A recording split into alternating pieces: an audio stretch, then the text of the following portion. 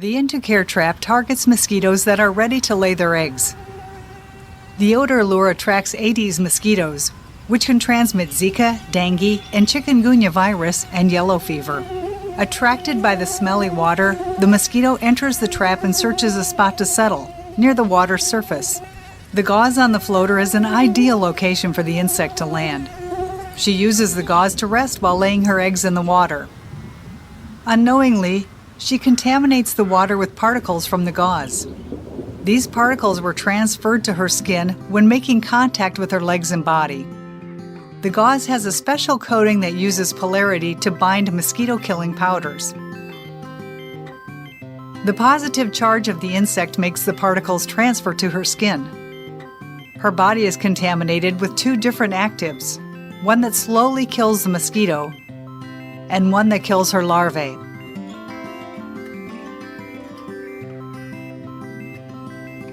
After a few days, the eggs laid in the trap hatch and become larvae. These larvae produce a smell that will attract more mosquitoes to lay eggs in the trap, thereby enhancing its effectiveness.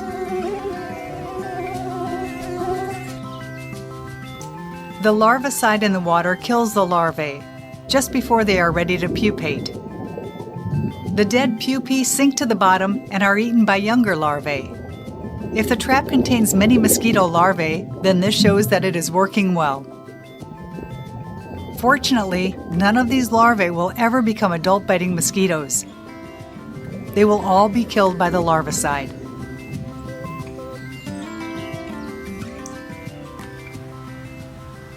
After laying a batch of eggs, the now contaminated mosquito flies out of the trap. She goes and searches for another location to lay more eggs. Rainwater in an old car tire provides a nice spot to breed. When she contacts the water, the larvicide on her legs dissolves and contaminates the breeding site. This cycle is repeated when the mosquito continues to search for other places to lay her eggs. At every stop, she contaminates the water with larvicide. Even the very small quantities that are transferred can effectively kill all larvae. In this way, she kills her own offspring, as well as offspring from other mosquitoes that use the same breeding site. With this technique, we control mosquito breeding in and around the trap, even in sites that may be small and hard to find by pest control personnel. One trap effectively covers an area of 400 square meters, which is about 4,300 square feet. The larvicide is not the only bioactive in the trap. The second agent is an insect-killing fungus. Its spores attach to the mosquito skin upon contact with the gauze. This fungus is a safe biological active that does not infect humans or pets. The spores use germination tubes to penetrate the insect skin. Once inside the mosquito, the fungus produces blastospores that excrete toxins.